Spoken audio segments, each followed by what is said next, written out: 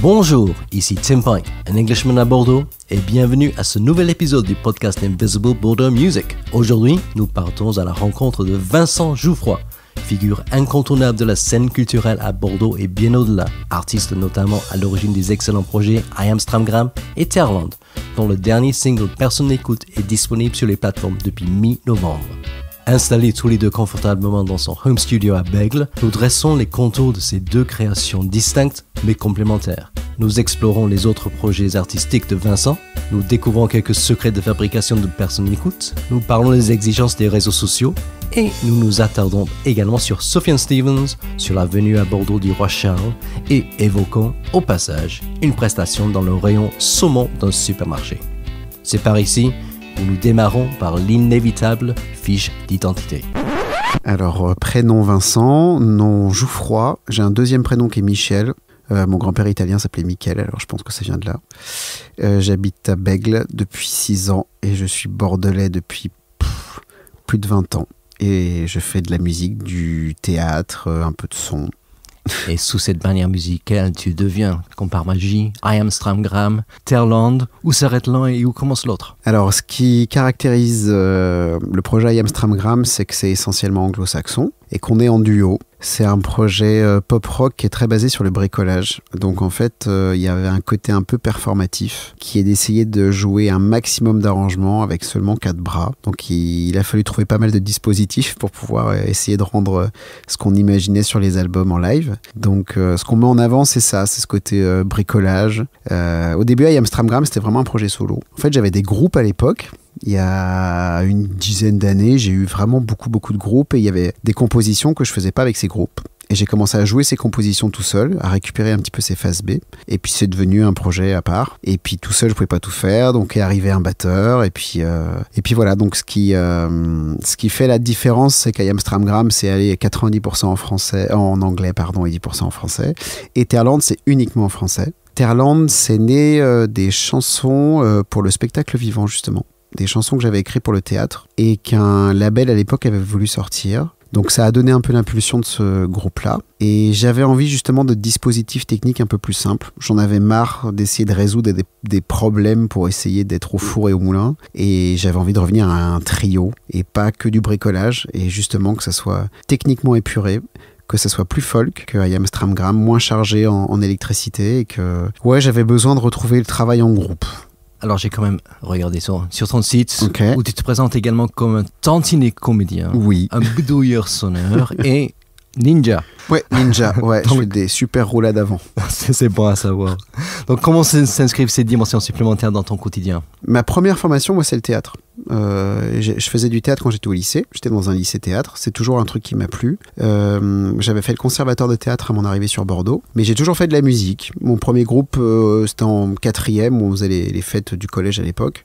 Donc c'est deux trucs qui m'ont toujours accompagné. J'ai pas mal lâché le théâtre pendant un moment. Puis c'est revenu petit à petit de par mon réseau de copains et mon réseau professionnel. Ma compagne Roxane est comédienne depuis, depuis 18 ans maintenant. Donc on a commencé à faire des choses ensemble. Et puis en fait c'était une autre porte quoi, ça permettait de faire d'autres choses, d'enrichir un peu tout mon spectre artistique, de me replonger un peu dans le théâtre. Et puis dans le théâtre il y a aussi de la place pour la musique, donc des fois sur certaines créations on est venu me chercher en tant que musicien, et puis c'est assez rare d'être juste musicien au plateau. Quand sur un spectacle de théâtre on est musicien, puis il y a forcément un peu de texte, un peu de jeu, donc de musicien on glisse à comédien.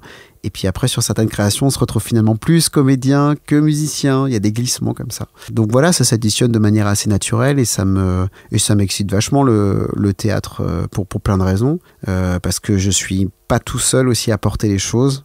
C'est des collectifs, donc il y a un travail un peu plus... Je suis moins au four et au moulin au théâtre, j'ai l'impression. Quoique ça dépend des créations, là je dis peut-être une bêtise. Et après voilà, je travaille aussi parfois avec la danse, où là je te rassure, je suis pas danseur, mais là c'est des commandes, c'est des compositions qu'on me demande d'enregistrer là à la maison, et puis les personnes avec qui je travaille m'envoient des exemples de musique, m'orientent, et puis moi je fais de la musique à la maison, puis je leur donne la bande originale pour le spectacle.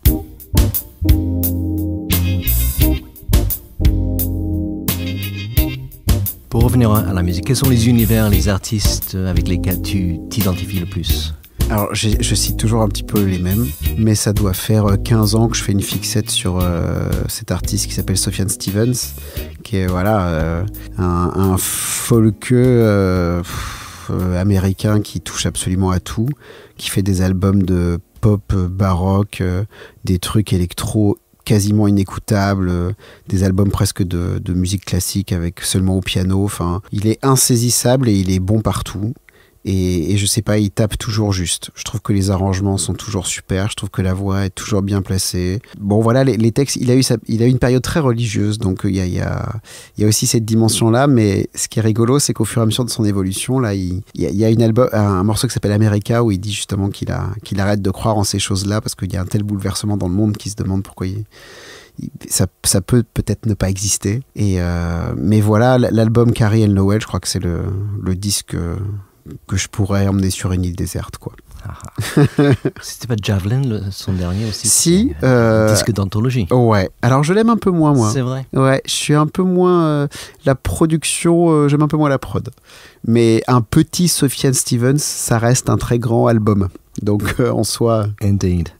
Ton actualité principale, alors là, on enregistre, on est mi-novembre, je pense que ce sera diffusé début décembre à peu près. Donc, mais en tout cas, c'est encore une récente sortie sur la bannière Terland de Personne n'écoute. Donc, quelle est l'histoire derrière ce morceau? Alors, ce morceau, justement, parce que tu m'as poussé à évoquer A.M. Stramgram et Terland, ce morceau, il est assez vieux. Ce morceau, il a été écrit pendant le confinement et il y a eu une version en anglais. Au début, ce morceau, il appartenait à I.M. Stramgram. Et en fait, il a glissé vers Terland parce que je l'ai raccourci. J'ai viré l'anglais et on est passé d'un morceau de 4 minutes 30 à un morceau de 3 minutes qui allait à l'essentiel. Et il a glissé, du coup, comme la langue a changé.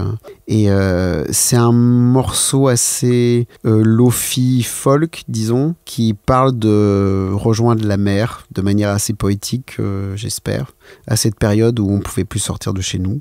Est-ce que tu peux révéler un petit secret de fabrication? Comme ça, les gens qui ont écouté le podcast pourront aller déceler quelque chose dans l'enregistrement, le mixage, un petit son par-ci ou par-là. Alors celui-là, ce qui est assez rigolo, c'est qu'il a eu une production très éclatée.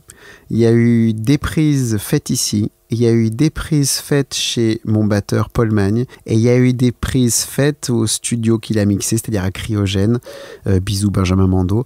Donc c'est un morceau aussi bien puzzle dans ses enregistrements que puzzle dans la manière dont il a existé, en passant d'un groupe à l'autre et en étant autant étiré dans le temps. Et après, il y a un mélange de plein de textures.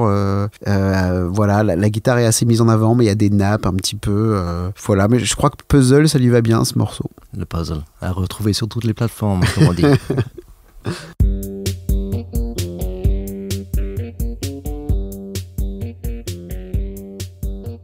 I.M. Stramgram, comme Terland, tu l'as évoqué tout à l'heure, c'est toi, mais pas que. Qui sont les autres acteurs dans ton écosystème musical et que t'apporte-t-il? Alors, dans I.M. Stramgram, je joue avec Paul Magne, qui est batteur, claviériste, pieuvre. Il est vraiment touche à tout. C'est un garçon très talentueux, très patient et que j'aime beaucoup. Et dans Terland, on a ajouté cette bassiste qui s'appelle Lucrezia, qui est prof de piano jazz, qui est une bassiste incroyable, qui chante très bien et qui sait donc très très bien jouer du clavier aussi, et qui nous apporte aussi cette espèce de profondeur dans les morceaux et de facilité, je dirais. En fait, je l'ai rencontré en passant une annonce. On cherchait une bassiste. Et c'est pas si facile que ça à trouver parce qu'il n'y en a pas tant que ça et que celles qui jouent sont très occupées. Et on a commencé à parler en ligne et on parlait influence et elle me parlait voilà, qu'elle était prof de jazz. Donc comme c'est moi mon esthétique, j'étais un peu sur la retenue. J'avais peur de quelqu'un qui puisse un petit peu trop charger ses parties, enfin qui soit pas... Et on a commencé à parler musique et elle m'a dit mon groupe préféré c'est les Beatles. J'étais là voilà, c'était facile. Un bon début. Voilà, un bon début. On s'est rencontrés, elle a joué sur les morceaux et ça a tout de suite déroulé hyper facilement et musicalement et humainement parce qu'il y a cet aspect-là qui est très important aussi. Et puis c'était parti. Puis ça fait 1 an maintenant qu'on joue ensemble et c'est un bonheur. Je pense avoir vu Paul sur d'autres projets également. Je pense à Émilie Moutet. Donc, Tout à fait. Il travaille avec Émilie Moutet. Il a travaillé avec Cocoon aussi. Il fait de la batterie pour pas mal de gens à droite à gauche en tant que musicien de session. Donc il enregistre des batteries pour d'autres gens. Il fait de la production dans son studio aussi. Il fait de la vidéo. Il est touche à tout, mais il est très bon touche à tout.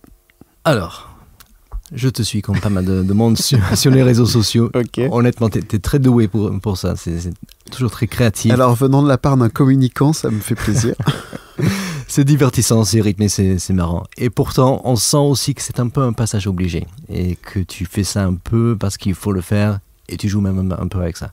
Donc, quel est ton sentiment par rapport à tous ces aspects réseaux sociaux, streaming, les clips qu'on regarde sur YouTube, mais pas jusqu'au bout, quelque chose que tu évoques dans un de tes clips, justement. Donc, quel est ton sentiment par rapport à cet univers en 2024 d'un artiste comme toi ?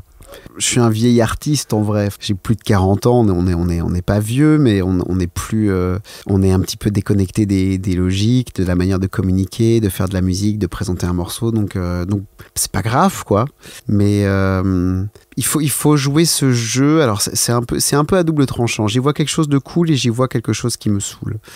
Quelque chose de cool parce que ça pousse à être créatif. Du coup, on est obligé de passer par ces plateformes-là pour essayer de toucher des gens, pour éventuellement qu'ils aillent prêter l'oreille. Donc, c'est un passage obligé si on veut diffuser les morceaux. Donc, il faut le faire. Donc, si on a la contrainte de le faire, autant essayer d'imaginer de faire des choses qui nous plaisent avec ces contraintes. Et le mauvais côté de ça, c'est que être musicien, c'est être artisan. Donc effectivement, on est sur tous les tableaux, on est au four et au moulin, mais des fois, c'est être plus vidéaste qu'être musicien, être plus créateur de contenu que musicien. Et c'est vrai qu'en premier lieu, moi, je n'ai pas fait de la musique pour faire des réels ou des stories, donc il y a toujours... Mais voilà, il faut savoir ce qu'on veut. Malheureusement, si on veut que les morceaux ils sortent de notre chambre, si on veut trouver des dates, il faut se montrer et il faut jouer ce jeu. Quand j'étais plus jeune, ça me gênait pas que les morceaux sortent pas de ma chambre parce que je faisais de la musique que pour moi. En vieillissant, on est aussi coincé parce que t'es pragmatique, qu'on a choisi de faire de la musique un métier et qu'il faut qu'ils sortent de la chambre les morceaux, il faut qu'ils soient entendus par des gens parce que sinon on joue pas. Et si on joue pas, économiquement c'est plus compliqué. On pourra en parler des heures parce que c'est un sujet qui me passionne, c'est un sujet sur lequel j'ai pas d'issue et c'est un sujet sur lequel je pense que j'ai beaucoup à apprendre. Donc s'il y a des, sociologues, anthropologues qui peuvent m'envoyer des messages privés pour discuter de tous ces aspects-là et qui s'intéressent à la musique, je serais très intéressé d'échanger. Le message est lancé.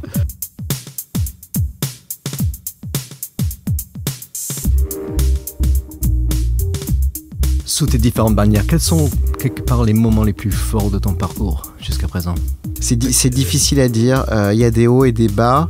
En fait, moi, j'aime bien quand ça bouge, quoi. Quand on joue, j'aime bien le live, quoi. Donc j'ai quand même des souvenirs de concerts, de tournées très forts.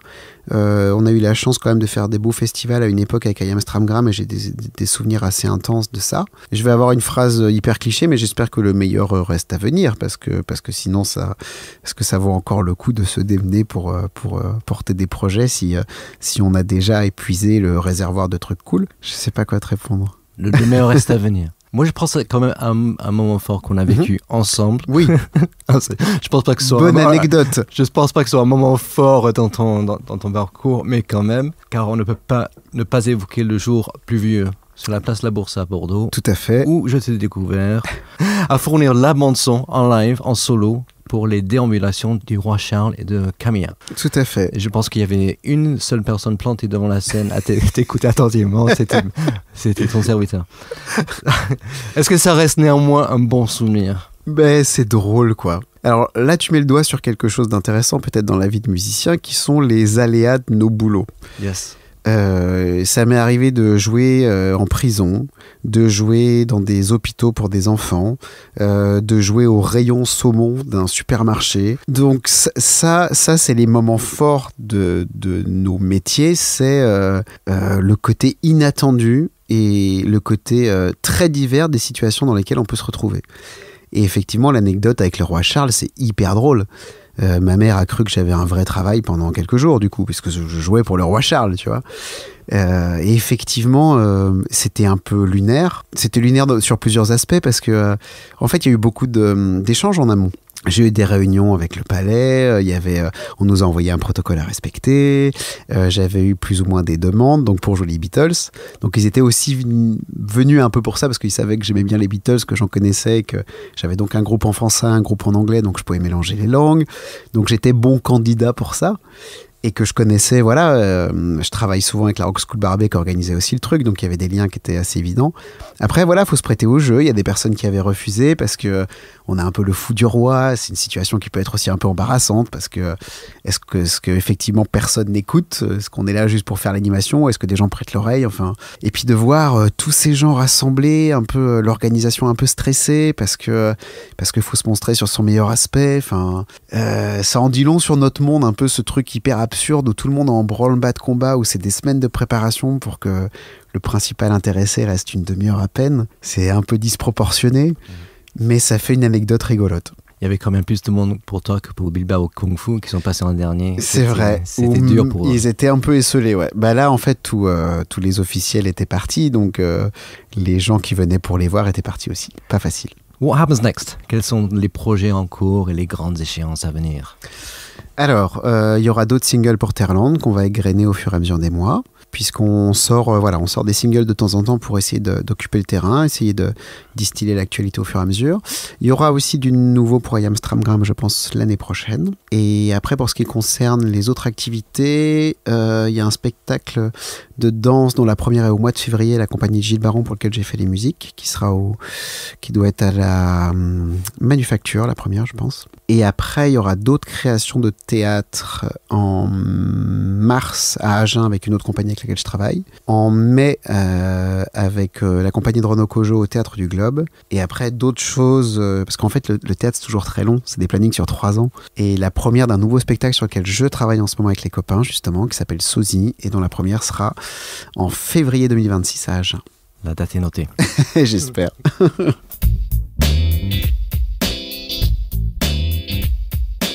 Pour finir, qu'est-ce que tu écoutes en ce moment, hors Sufjan Stevens? Ça restera toujours dans mes playlists. J'écoute Petit Ours Brun, Petit Loup. Qu'est-ce que... C'est quoi? C'est de l'indie? C'est du trash ouais, indie? c'est du trash indie assez difficile à écouter. Non, alors c'est marrant, je pensais beaucoup aux copains des pubs ces derniers temps. Spéciale dédicace à mes anciens collègues du House of Parliament et du HMS. On salue. Voilà, qu'on salue. J'écoute beaucoup Sam Fender en ce moment. Je sais pas, je trouve ça vachement cool.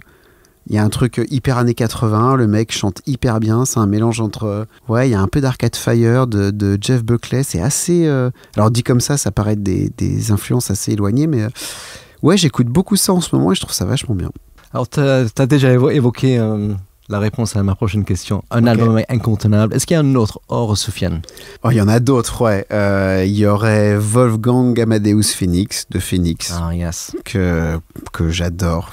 Dont j'adore la prod aussi. Je trouve que il a pas pris une ride. Je trouve encore que ça sonne de fou et je trouve que c'est que des tubes de la mort. En truc anglo-saxon, il y a forcément OK Computer de Radiohead qui a été ma boussole pendant toutes mes années collège. Bien entendu.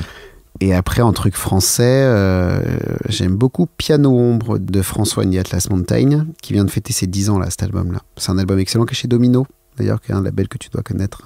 Et puis, je suis un assez inconditionnel d'Orelsan. Et La Fête est finie, c'est un des disques français que je préfère aussi. Avec Note pour trop tard, qui est la plus belle chanson du monde pour moi.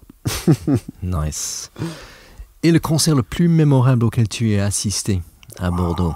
Si je reviens pas très loin en arrière, je vais dire Joe Hisaishi à l'Arena, qui est le monsieur qui fait toutes les musiques des films de Miyazaki. Et là, il y avait l'orchestre en entier avec des images des dessins animés. Et je sais pas, il devait être 80 sur scène. Et je crois que j'ai pleuré pendant 1h30, 2 heures parce que c'était bouleversant. Je m'attendais pas à ce qu'un orchestre symphonique sonne aussi bien à l'Arena. Et ça sonnait du feu de Dieu. Et puis il était là, quoi. Parce que Hisaishi, ça aurait pu être un orchestre qui reprend ses morceaux sans que lui soit là. Mais il doit avoir 75 ans, Joe Hisaishi. Et là, il conduisait vraiment l'orchestre, quoi. Il était là et c'était magnifique. What a perfect way to finish. Merci Vincent. Avec grand plaisir, merci à toi. Cheers. Merci encore à Vincent et à sa compagne Roxane pour leur accueil du côté de Bègle. Pour aller plus loin, n'hésitez pas à faire un tour sur le site vincentjouffroy.com ou de chercher Terland et I Am Stramgram sur votre plateforme de streaming habituelle, ainsi que sur les réseaux sociaux, comme mentionné lors de la discussion. Allez surtout découvrir, si ce n'est déjà fait, le formidable nouveau single de Terland, Personne n'écoute, Et je conseille aussi vivement les sorties précédentes, à savoir le très émouvant La Traversée, dont le clip est assez fabuleux, ou Mauvais Courant, dont l'arrangement des cordes est à tomber par terre. Ne manquez pas non plus l'album When the Noise Becomes Too Loud sous la bannière I Am Stramgram, aux ambiances très épurées qui personnellement me rappellent l'univers musical de Benjamin Gibbard, quelque part entre The Postal Service et Death Cab for Cutie. Quant au podcast Invisible Border Music, n'oubliez pas de vous abonner via la plateforme audio de votre choix afin de ne pas rater les prochains épisodes ou de revenir sur les précédents. Et n'hésitez pas à évaluer le podcast au passage, là où c'est possible.